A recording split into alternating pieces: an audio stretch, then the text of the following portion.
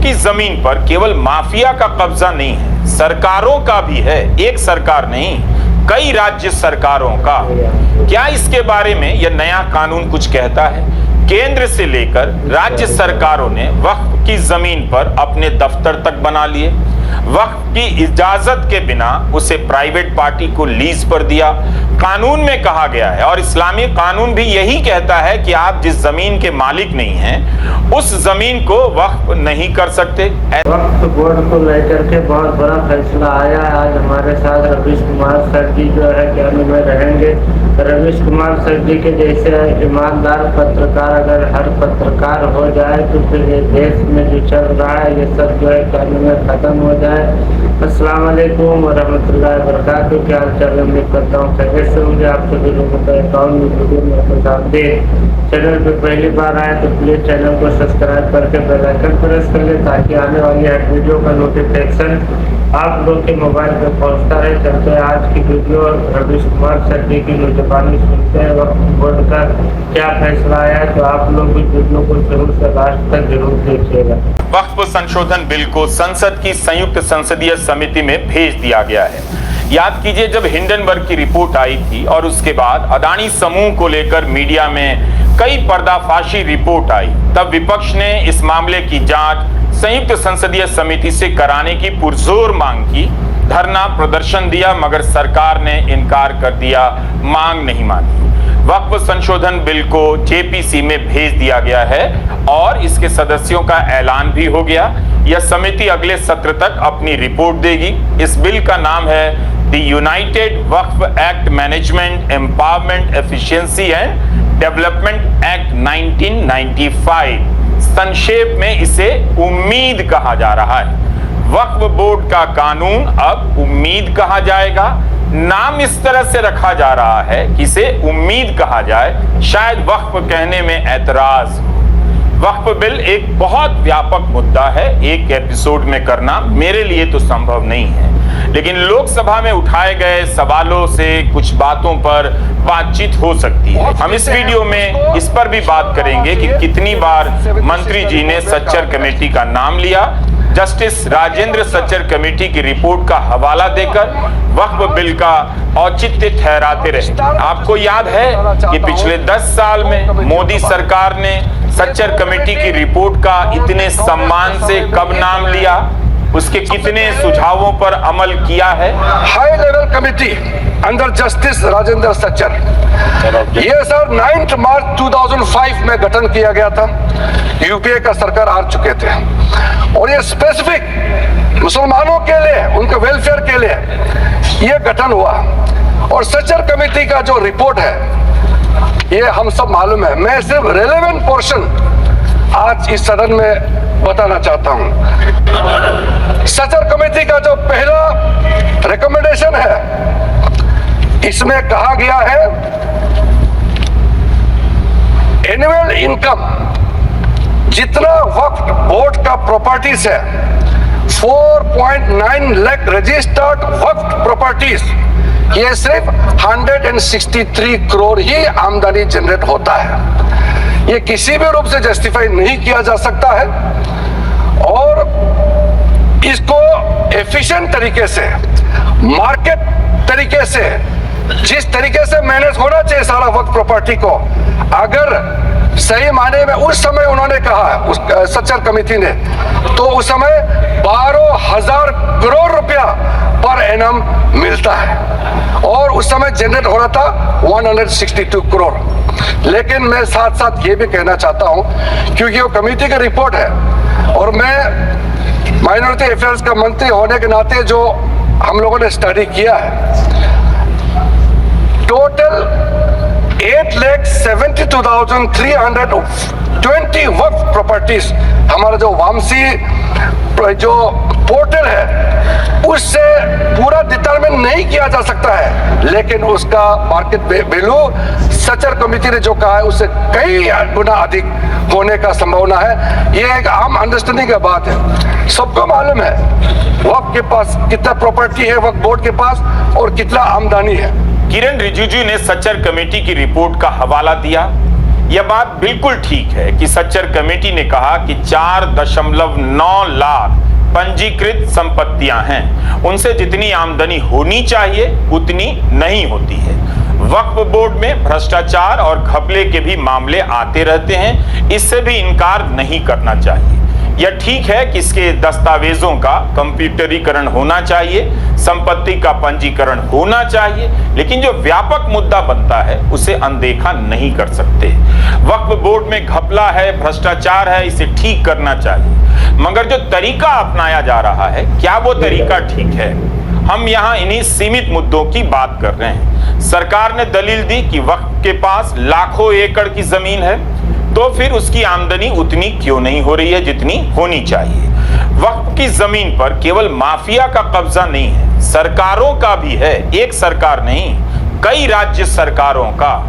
क्या इसके बारे में यह नया कानून कुछ कहता है? केंद्र से लेकर राज्य सरकारों ने वक्फ की जमीन पर अपने दफ्तर तक बना लिए, वक्फ की इजाजत के बिना उसे प्राइवेट पार्टी को लीज पर दिया। कानून में कहा गया है, और इस्लामी कानून भी यही कहता है कि आप जिस जमीन के मालिक नहीं हैं उस जमीन को वक्फ नहीं कर सकते। ऐसे कितने लोगों ने किया होगा? फिर वक्फ की जमीन की मालिक सरकार क्यों बन जाती है? यह किस कानून के तहत बन जाती है? सच्चर कमेटी की रिपोर्ट का एक हिस्सा हम आपको पढ़कर सुनाना चाहते हैं।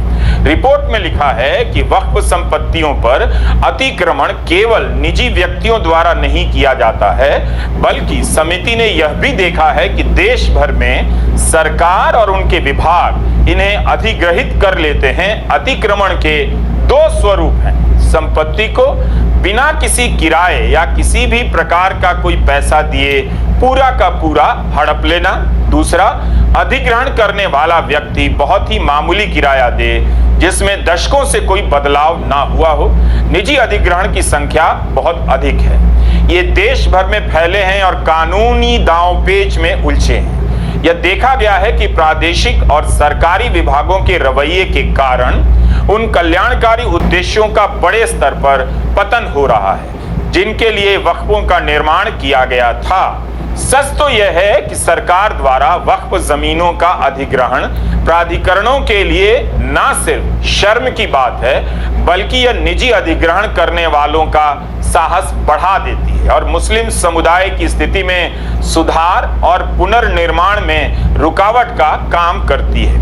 सच्चर कमेटी की रिपोर्ट में लिखा है कि 1976 में प्रधानमंत्री इंदिरा गांधी ने सभी मुख्यमंत्रियों को पत्र लिखा था कि वक्फ की जमीन खाली कर दें या बाजार की दर से उन्हें किराया दें। इसके बाद से किसी प्रधानमंत्री ने ऐसा नहीं किया।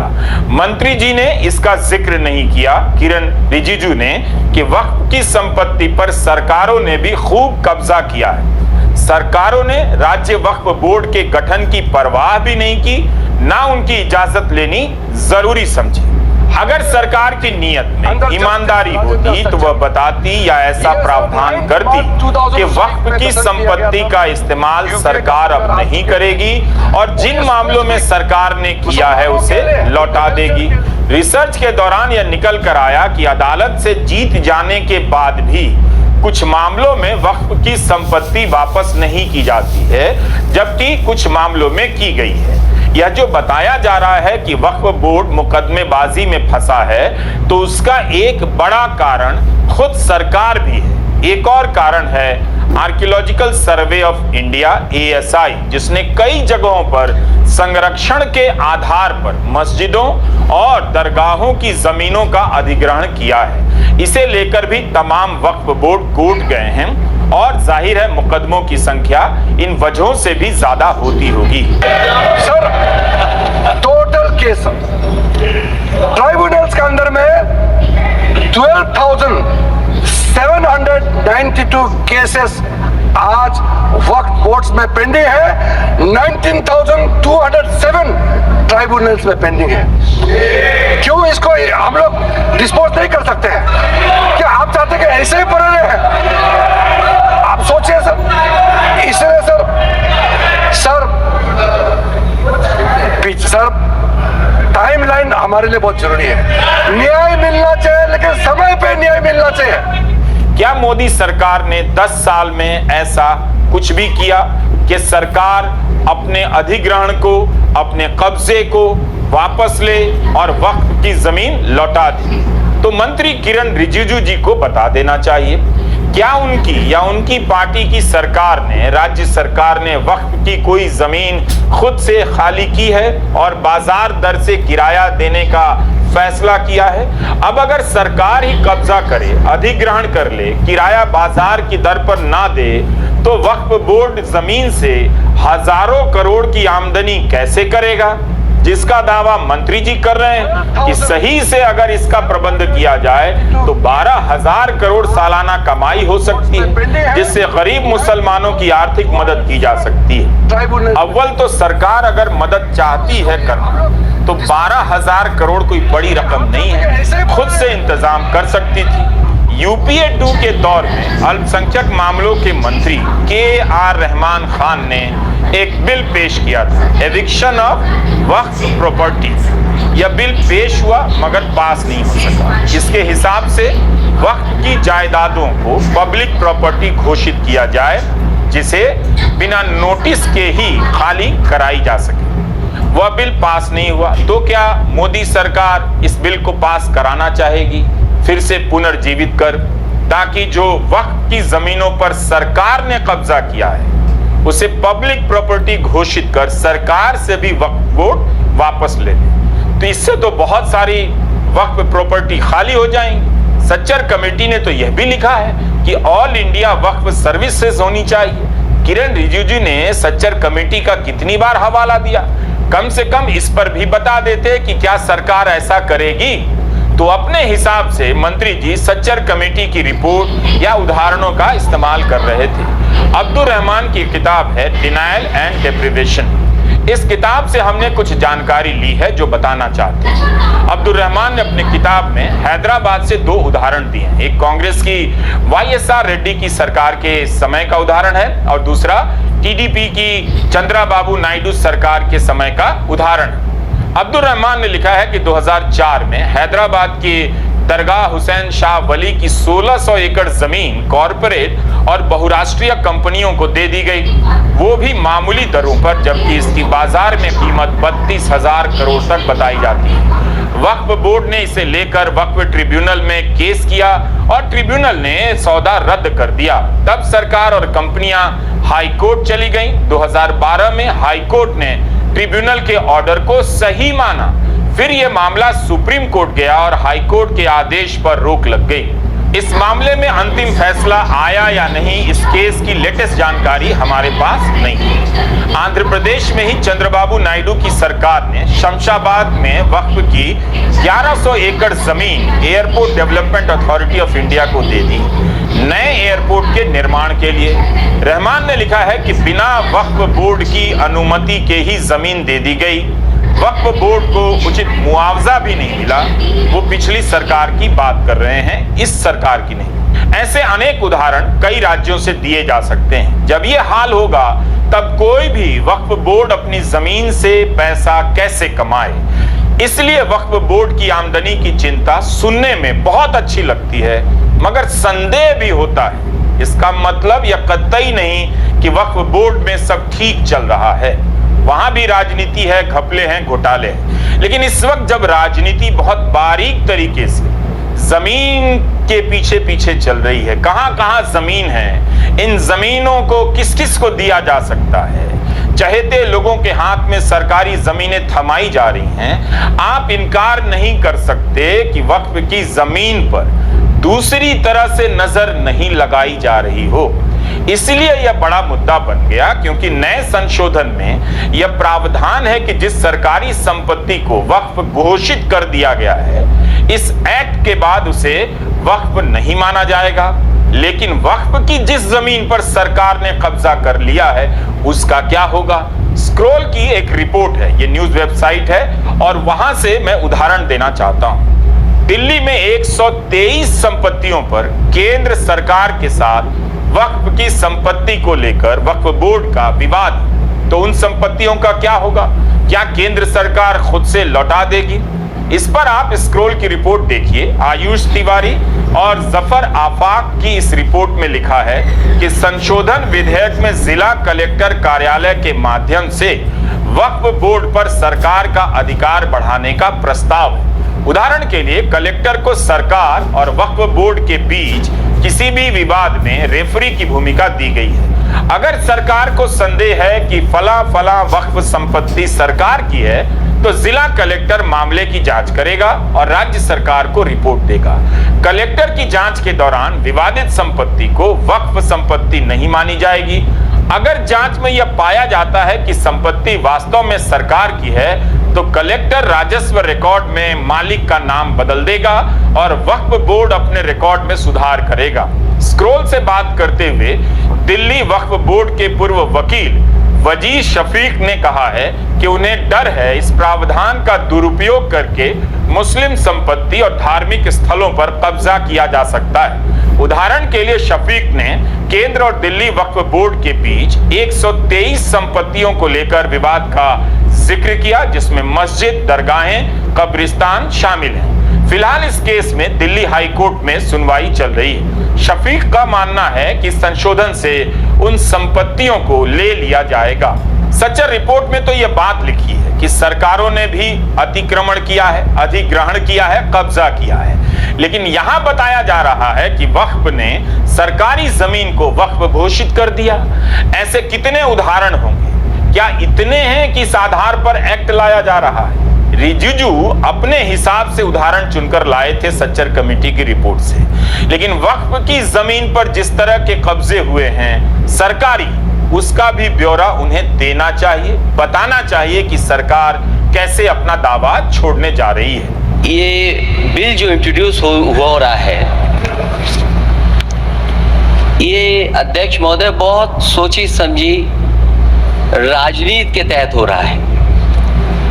अध्यक्ष महोदय, जब लोकतांत्रिक तरीके से चुने जाने की पहले से प्रक्रिया है तो उसको नॉमिनेट क्यों किया जा रहा है?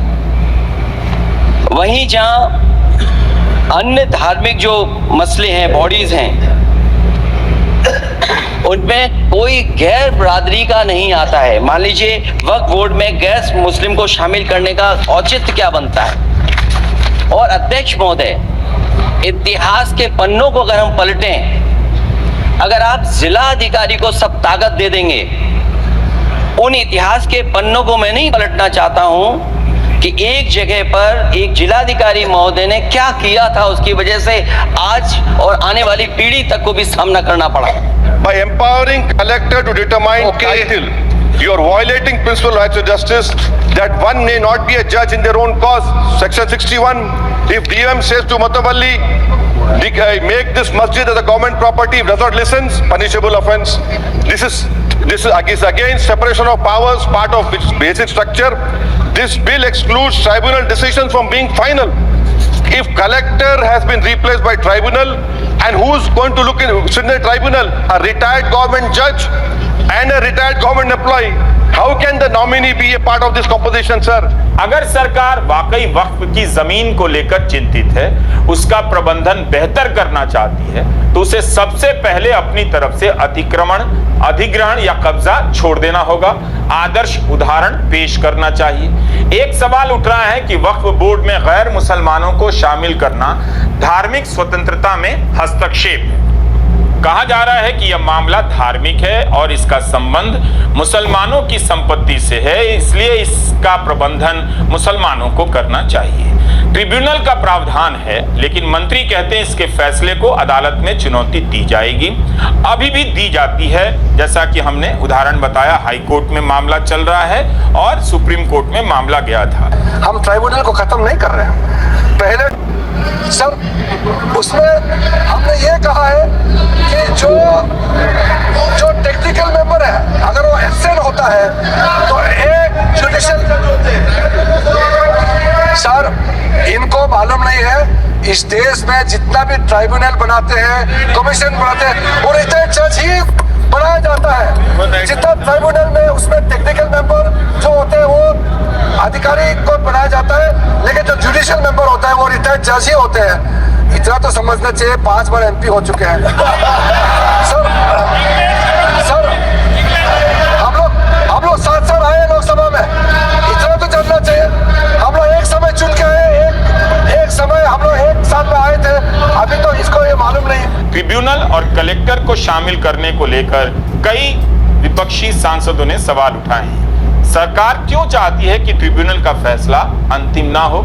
यह ठीक है कि ट्रिब्यूनल को फैसला तय समय के भीतर देना चाहिए, लेकिन बताइए, जब सरकार कोर्ट के सामने यह नहीं बता सकती है कि उसकी एजेंसी किसी मामले में, जैसे मनीष सिसोदिया के मामले में, ट्रायल कब शुरू करेगी और ये ट्रायल कब खत्म होगा, तो ट्रिब्यूनल से उम्मीद किया जा रहा है कि 90 दिनों में फैसला देना होगा। और वक्फ बोर्ड की शक्तियों को आप खत्म कर करके डीएम राज ला करके उन तमाम प्रॉपर्टीज के ऊपर लगभग 8 लाख एकड़ प्रॉपर्टी पूरे देश के अंदर वक्फ बोर्ड के पास है।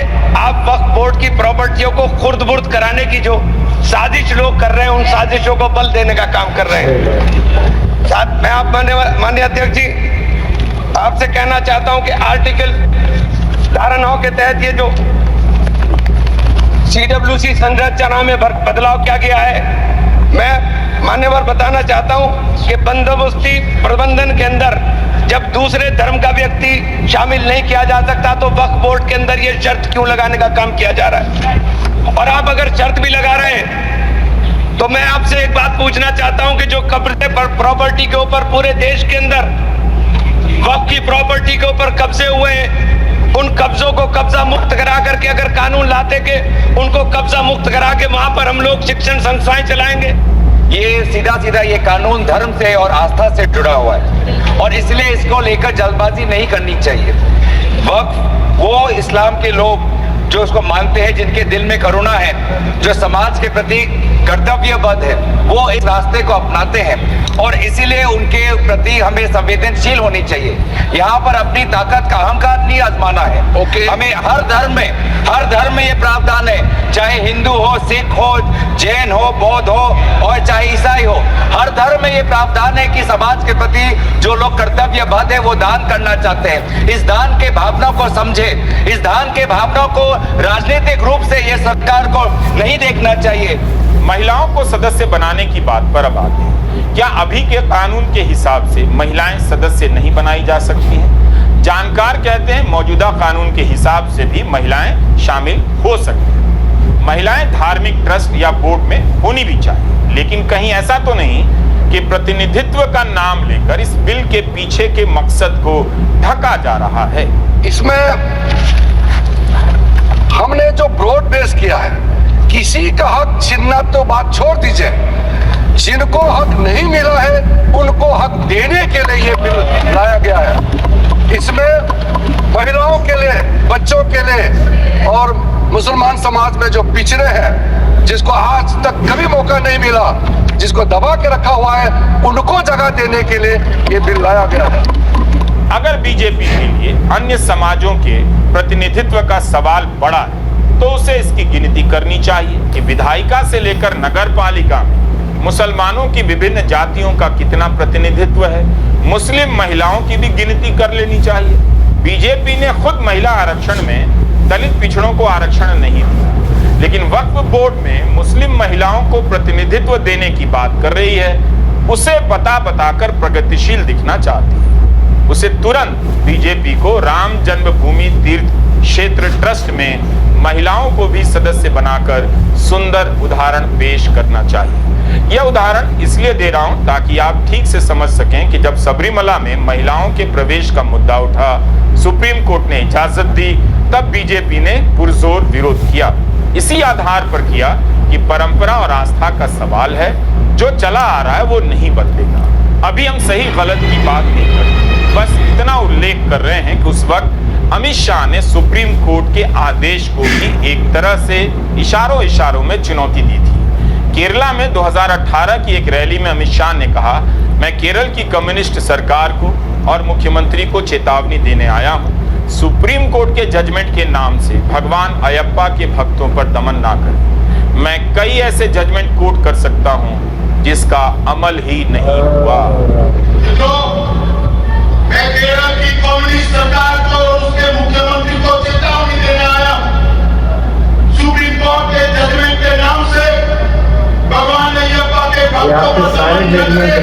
सही रहेगा। आप जितना भी जजमेंट लगाते हैं ना, आपका जजमेंट पूरा से पूरा सही रहता है। जली कट्टू का जजमेंट जिसका अमल नहीं हो पाया, मस्जिदों पर अजान माइक से न बजाने का जजमेंट जिसका अमल नहीं हो पाया, दही हांडी में हाइट रिस्ट्रिक्ट करने का जजमेंट जिसका अमल नहीं हो पाया, बनारस के अंदर शिया सुन्नी कब्रिस्तान का विवाद जिसका अमल नहीं हो पाया, भगवान को कितना भी जोर लगा रहे आपको बात करने वाला नहीं है। जजमेंट जिसका अमल नहीं हो पाया, केरल सरकार सुप्रीम कोर्ट के जजमेंट की आड़ में भगवान अय्यप्पा के भक्तों पर अत्याचार बंद करें। धार्मिक स्वतंत्रता में हस्तक्षेप का मामला बड़ा हो रहा है। वक्फ संशोधन बिल को लेकर तरह तरह से आरोप लग रहे हैं कि ये धार्मिक स्वतंत्रता के मामले में हस्तक्षेप है। सरकार इससे इनकार करती है, लेकिन क्या वक्फ बोर्ड की तरह सरकार मंदिर ट्रस्ट में गैर हिंदू यानी मुसलमान को सदस्य बनाए जाने के फैसले पर कभी भी राजी हो सकती है? 13 अप्रैल 2024 की इंडियन एक्सप्रेस की रिपोर्ट देख रहा था। लिखा है, वाराणसी पुलिस ने ट्रायल बेसिस पर काशी विश्वनाथ मंदिर के सभी द्वारों पर तैनात पुलिस कर्मियों को अपनी खाकी वर्दी की जगह धोती कुर्ता और माथे पर तिलक लगाने के निर्देश दिए। वाराणसी पुलिस के अनुसार इस ट्रायल का उद्देश्य मंदिर में आने वाले श्रद्धालुओं को और अधिक वेलकमिंग वातावरण देना है। यह तस्वीरें उन अफसरों की हैं जो काशी विश्वनाथ मंदिर ट्रस्ट के हैं। हमने ट्रस्ट की वेबसाइट से ली है। 15 सदस्य हैं, जिनमें 2 IAS अधिकारी हैं और 1 PCS। कौशल राज शर्मा वाराणसी मंडल के आयुक्त हैं, S राजलिंगम जिलाधिकारी वाराणसी हैं और विश्वभूषण PCS हैं, मुख्य कार्यपालक अधिकारी हैं, श्री काशी विश्वनाथ मंदिर न्यास वाराणसी के। सब हिंदू हैं और नाम से ज्यादातर एक ही जाति के लगते। हर एक सदस्य का हिंदू होना आवश्यक है। अक्सर मांग होती है कि एक ही जाति के सदस्य क्यों होते हैं, इनमें पिछड़ी और अनुसूचित जाति के भी होने चाहिए। जब यही करना संभव नहीं हो पा रहा है या बड़ा काम हो जाता है, इन्हीं उदाहरणों को देखकर वक्फ बोर्ड में गैर मुस्लिम सदस्यों को डालने का विरोध किया जा रहा है। कोई कानून ऐसा नहीं होता जिसमें 2-4 अच्छी बातें नहीं होती। हर कानून में होती है, इसमें भी होंगी और हैं। जो भी है वो सच्चर कमेटी ने पहले भी सुझाई है। सच्चर कमेटी का ही सुझाव था कि सरकार कुछ वक्फ जमीनों को कमर्शियल रूप से विकसित करे जिससे उसे आमदनी हो। मनमोहन सिंह सरकार ने इस सुझाव को मानते हुए जनवरी 2014 में NAWADCO नवाटको यानी नेशनल वक्फ डेवलपमेंट कॉरपोरेशन का उद्घाटन किया, गठन किया। 500 करोड़ रुपए की अधिकृत शेयर पूंजी दी गई। इस कंपनी का उद्देश्य था स्कूल, कॉलेज, अस्पताल जैसी सुविधाएं स्थापित करने के लिए वित्तीय संसाधन जुटाने में सहायता करना। अंत में इसका क्या हुआ, मुझे इसके बारे में नई जानकारी नहीं है, लेकिन अल्पसंख्यक मामलों के मंत्री किरण रिजिजू को बताना चाहिए कि उनकी सरकार के 10 साल में इस दिशा में नवाटको के मामले में क्या प्रगति हुई है। यह मामला बहुत व्यापक है और मेरी जानकारी और समझ सीमित है। अगले किसी वीडियो में बाकी कमी पूरी कर दी जाएगी। दोस्तों, आज के वीडियो में इतना ही। बस आप लोग को ये वीडियो कैसी लगी नीचे कमेंट करके जरूर बताएं। चैनल पर पहली बार आए तो प्लीज चैनल को सब्सक्राइब करके बेल आइकन प्रेस कर ले ताकि आने वाली हर वीडियो का नोटिफिकेशन आप लोग के मोबाइल पे पहुंचता रहे।